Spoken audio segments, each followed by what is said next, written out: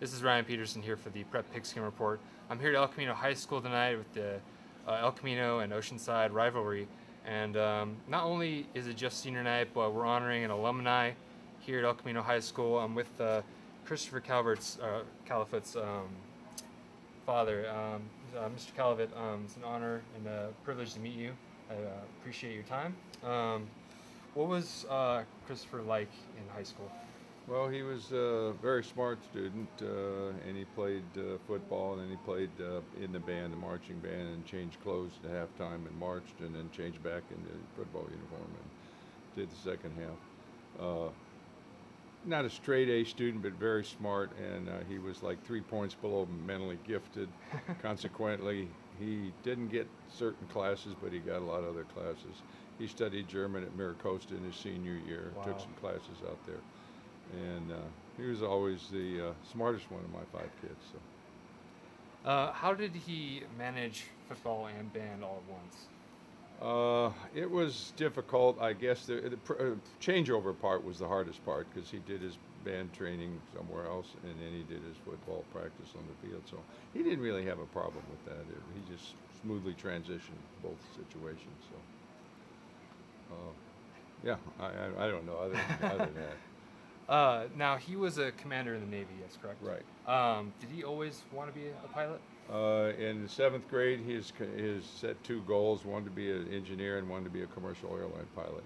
So when the senior year here, the Merchant Marine Academy had film from the school, and they were looking at another player, and they saw him, so they called me up and wanted to know if Chris would like to come up for a dinner up in Long Beach, and that's how we found out about the Merchant Wow. Marine Academy. And then in the process of the coaches sort of cut through some red tape to get the ball rolling so he could go. And once he got to school, he started with they were in quarters, and he's carrying like 24 units per quarter. And he calls me up on the phone and says, "Dad, I can't play because I got 6 hours in the classroom and 8 hours of study." Wow. So the end result was he went out and played, and then he quit after a couple of weeks because he just couldn't handle the pressure of that. And besides, everybody here is bigger than me, so that was his statement. But Wow. I said, "You're on your own, Chris," and he was eventually on the swim team and some yacht team and boating racing team, and so when he graduated from Merchant Marine Academy, he went into the Navy full time and became a pilot. Wow. And he flew the E2C, and eventually he was awarded a 5,000 hours of flight time plaque for that. Unreal.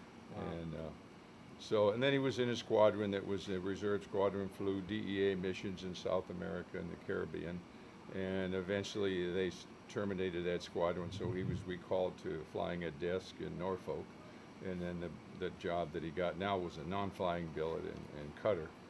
So he was over there, and it was just I forget the name of the acronym for the place, but they were a base where they had Army, Navy, Air Force personnel that were monitoring all military traffic in Afghanistan and Iraq and so forth, anywhere in that area.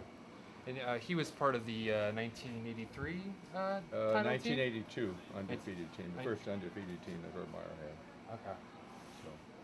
Awesome. Well, I appreciate your time, sir. I know you got a busy night up ahead with Oceanside, and thank you very much, and thank you for your son's service, and I appreciate you taking your time to talk to me. I appreciate it. Thank you, sir. This has been Ryan Pedersen for the Prep Pigskin Report.